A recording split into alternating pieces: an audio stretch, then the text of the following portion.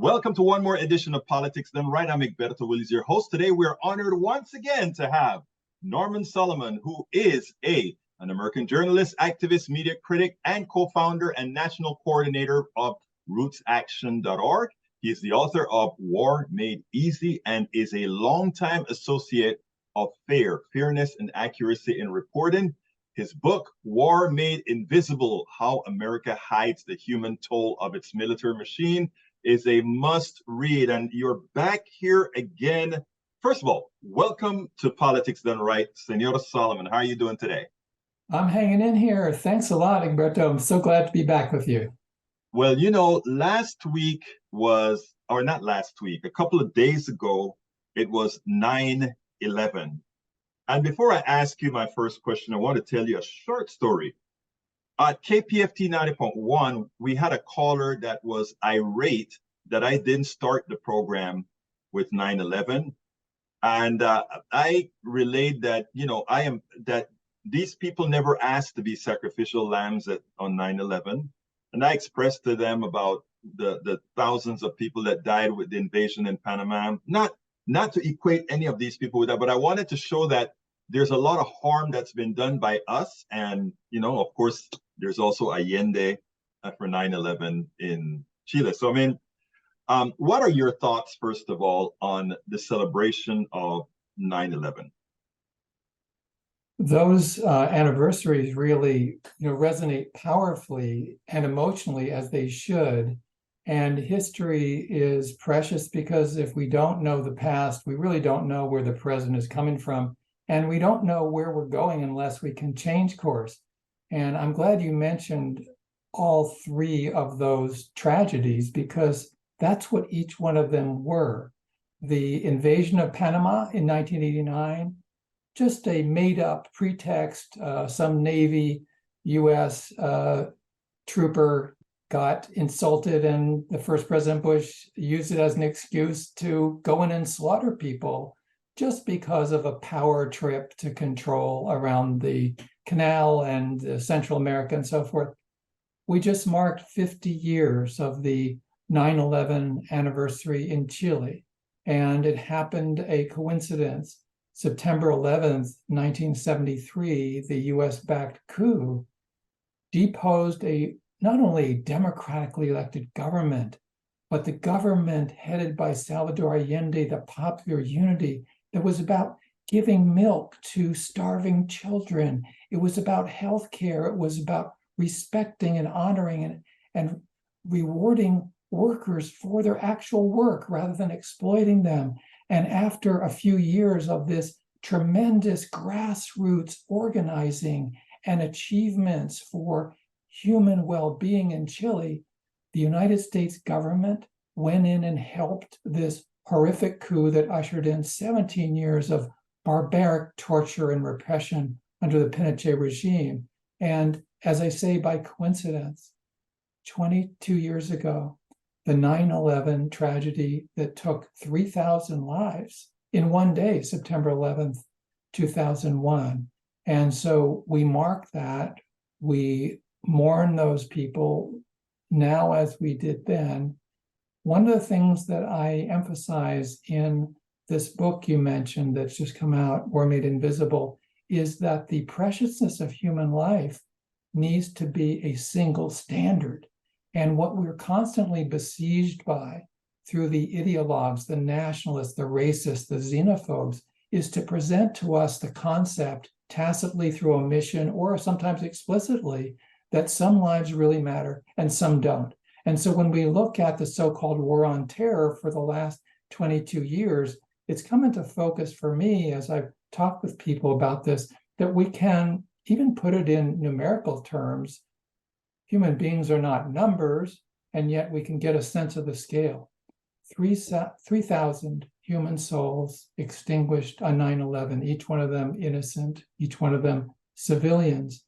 For the next 2 decades, according to the Casa War Project at Brown University, the US-led so-called war on terror, in response, we were told, to 9/11, extinguished more than 400,000 civilian lives directly. So, Egberto, I think about that.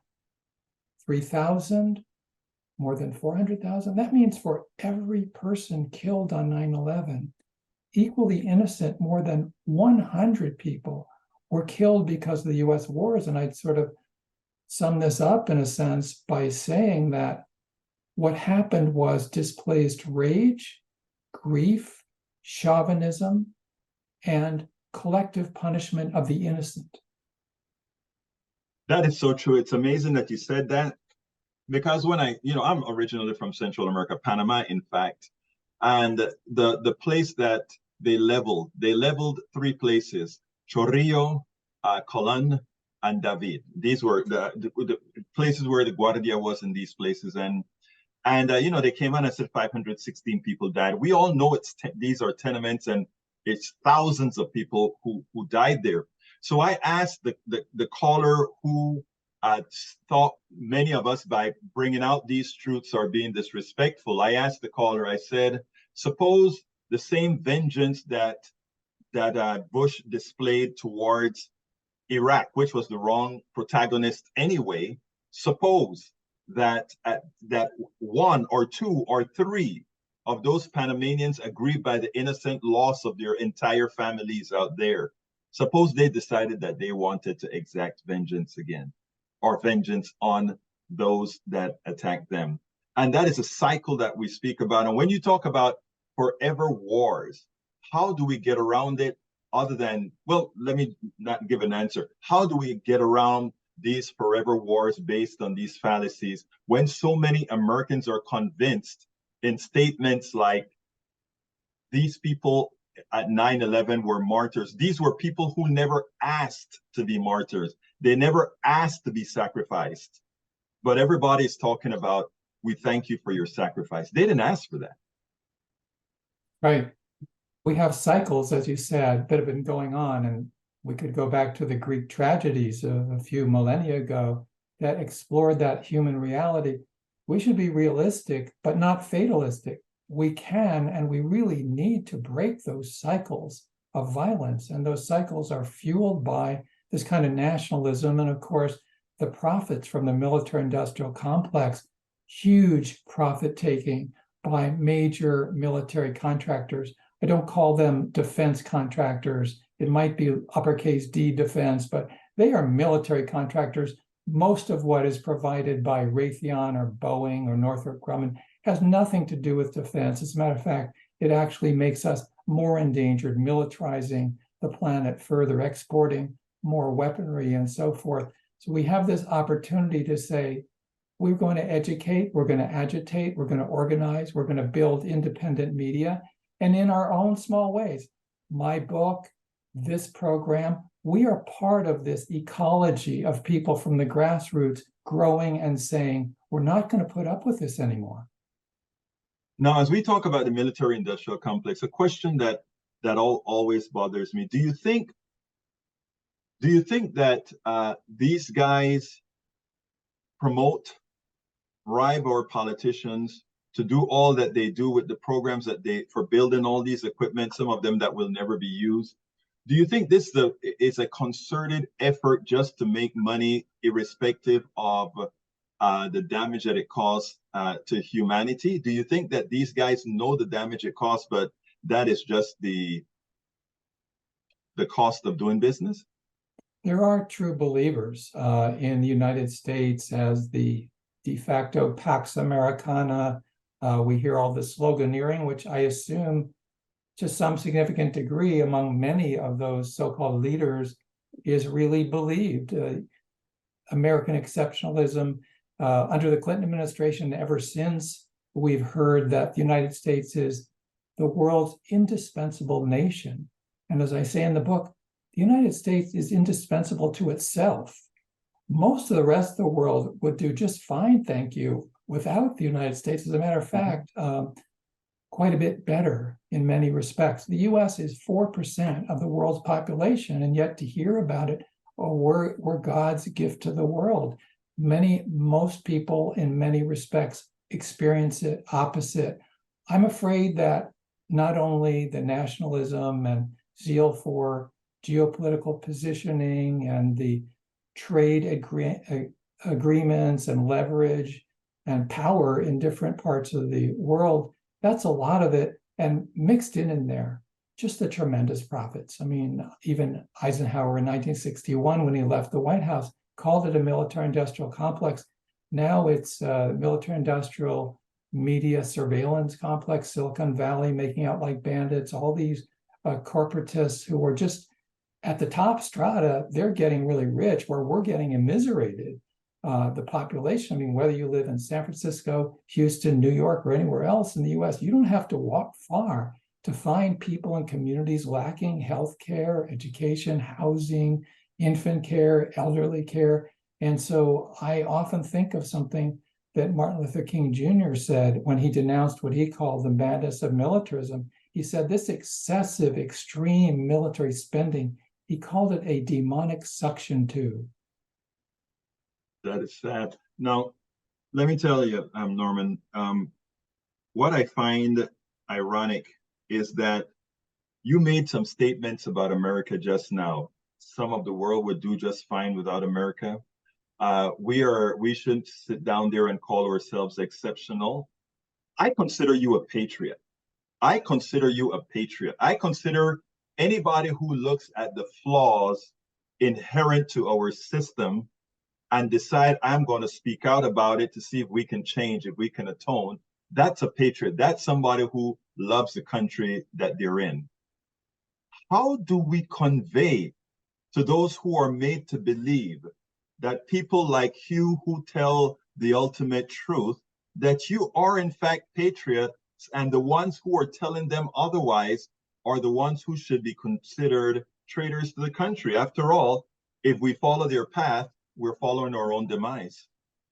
I think the word you used, atone, is very significant, because without atoning, without remorse, then the arrogance will continue. President Biden just visited Vietnam. There was no indication of remorse. In my book, I wrote about a quote that I stumbled across in the research from Jimmy Carter. And yes, he's the best ex-president we've had in our lifetimes, low bar, but still he's done a lot of stuff after being president. But when he was president, I just think of, let's have real history. Let's understand what happened. The chaos now in El Salvador, you can go back to President Jimmy Carter's support for the Duarte regime, which was a suppressive one in the late 1970s. I bring that up in the context of Vietnam because Jimmy Carter, 2 months after he became president, was asked at a news conference, Mr. President, do you feel that the United States should provide some restitution and aid to Vietnam now that the war is over? And President Carter replied, quote, "The destruction was mutual," unquote. And he added, I never knew that. He said, for that reason, we have no reason to feel bad about the war. We don't owe them anything. And here we are in the latter part now of 2023. And I think about just in the last couple of decades, Libya, Afghanistan, Iraq, where the United States used tremendous firepower. We don't owe them anything. As a matter of fact, I wrote about in War Made Invisible, this is another form of the invisibility, very little talked about, that the United States government has basically stole several $billion from the Afghan people. After the war was over, just retained several $billion that the Central Bank of Afghanistan deserved and needed desperately. And as a result, the last couple of winters, major famine and significant starvation and huge malnutrition. So it's not enough that the United States for 20 years occupies and bombs and strafes Afghanistan. Now we're not even assisting them in the human beings' dire need. Let me stop you there for a second, because making that statement, I want folks to be able to corroborate it, because you just taught me something. You said that there are billions of dollars that Afghanistan has, I guess, throughout the Western banking system that it's due them that they never receive. Is that from rare earths and so forth that's been mined from their land, or where did that money come from?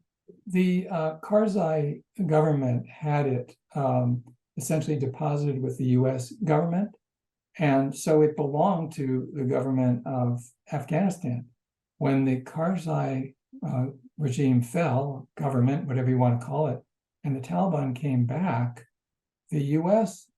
Was asked and pleaded with by Bernie Sanders and others in Congress, members of the Progressive Caucus, please, the winter is coming. People need the money. They need the financial heft that the Central Bank of Afghanistan possessing to be able to do the development and the aid and literally put food in people's mouths. And Biden dithered and dithered for several months. And then about 4 months after withdrawal from Afghanistan, he came up with this cockamamie formula. He said out of the $7 billion that the United States possessed of Afghan government money, half of it would be put in a trust fund for victims of 9/11 in the United States. Well, Afghanistan had nothing to do with what happened on 9/11. Not one of those people was Afghan of the 19 hijackers. That's how crazy it got. And then the other half was eventually supposed to wend its way back towards Afghanistan, but it's unclear if and how that's happened. I try to explain several times, because you'd hear people say that those terrorists who attack us, they hate our freedom. And that is so far removed from what's on their minds. You don't hate somebody's freedoms. You hate somebody who messes with you or somebody who puts you in bondage. And I think that's exactly what you're illustrating there. I mean, nobody hates America's freedom. In fact, sometimes I wonder how free we are. Mark Twain said long ago, in the United States, we have the tremendous blessings for freedom of speech, freedom of conscience, and the wisdom to never use either one. He was exaggerating a bit in Mark Twain fashion, but an underutilized First Amendment, an underutilized freedom, our struggles really are all about using those freedoms rather than just sort of being acculturated to be passive. And at this point, I think we have that opportunity to turn things around, but it means cutting against the dominant culture. So let me ask you, Norman, if you had the power, and let's do this in closing, if you have, and take as much time as you want. In closing, what would be, now, first of all, I know, in closing, please, folks, get that book, War Made Invisible, How America Hides the Human Toll, This Military Machine. I think it's an important read. But above and beyond that, if you had omnipotent power, how could we turn this juggernaut around? We could turn it around potentially with what Antonio Gramsci, the anti-fascist, called pessimism of the intellect and optimism of the will, to realize that in terms of the climate emergency, in terms of the militarism, the threat of nuclear war, rampant corporate capitalism running amok, all these different challenges and evils, that we have an opportunity to be realistic but not fatalistic. We can energize our independent media outlets. We can organize in communities and around the country. We can build the kind of independent communication systems that are against our culture. I mean, when you think about it, the mass media only really urge us consistently to go out and buy things and maybe vote once in a while. That's antithetical to what democracy needs to be. Part of what really struck me in researching ways that we've been scammed and we've been spun into ignorance and through omission, absence of knowledge of our own history, is that democracy is supposed to be the informed consent of the governed. It doesn't work otherwise. But for the most part, now we have the uninformed consent, pseudo-consent of the governed or really dominated by corporate military powers. I think we do have the potential to have a political and social culture where, magic wand or not, if I could at least help this to happen, we'd have a much more politicized culture. We would have a sort of a horizontal way of people communicating and nurturing each other. We wouldn't say, how much is he worth, meaning dollars in the bank or investment in Wall Street. We would say, how much is she worth? How much is he worth as a human being helping others, people that we don't know, being willing to help people we don't know because of the common good. And so the possibility, I think, and I'd sort of sum it up this way, the possibility is to educate, agitate, organize, and struggle for political power. One more comment that Martin Luther King made that is just, to me, tremendously powerful. He said that power without love is cruel. It can be very brutal. He said, love without power is anemic and sentimental. So we need love and power put together. Norman Solomon, American journalist, activist, media critic, the founder of rootsaction.org, and the author of War Made Invisible: How America Hides the Human Toll of Its Military Machine. Thank you so kindly for having been on Politics Done Right with your wise words as usual. Thanks so much. And I really appreciate everything you're doing, Egberto, and many thanks ongoing to Politics Done Right. We spend a lot of time deconstructing the news, trying to parse it into a form that everybody can understand. We try to find those little nitpicks where it flies above the fray, etc. If you really like these videos that we do, I want to ask a big favor. Please go ahead, number one, subscribe to our channel, and number two, please join if you can. Thank you so kindly for watching. Keep watching. Please remember to share. We must populate the entire internet with our progressive message, a message that we know is what most Americans say that they want. So help us, please join.